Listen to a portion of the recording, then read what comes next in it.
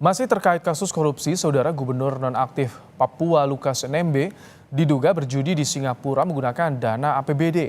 Terungkap, uang judi NMB berasal dari sebagian dana operasional gubernur yang mencapai 1 triliun rupiah per tahun. Inilah tumpukan uang 81,6 miliar rupiah hasil pencucian uang Gubernur Papua nonaktif Lukas NMB yang dipamerkan Komisi Pemberantasan Korupsi.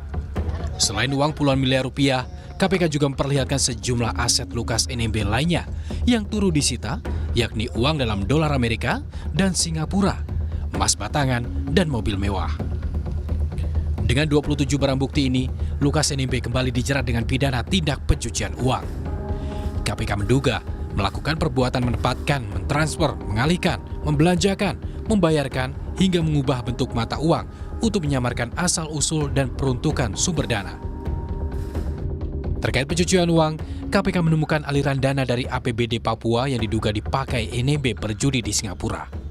Dari sisi aliran dana itulah yang nanti mungkin bisa kita lihat seberapa besar dana yang digunakan oleh yang bersangkutan untuk berjudi, kan seperti itu. Nah, dari mana dana-dana tersebut diperoleh? Ya sejauh ini memang sebagian besar berasal dari penyalahgunaan APBD, ya, termasuk informasi yang kemarin dipaparkan ke pimpinan itu menyangkut dana operasional gubernur. KPK menduga dana judi banyak bersumber dari dana operasional gubernur yang nilainya 1 triliun per tahun.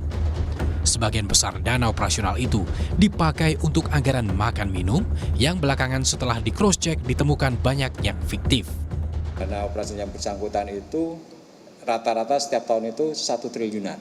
Dan sebagian besar setelah kita telisik, kita lihat, itu dibelanjakan antara lain untuk biaya makan minum.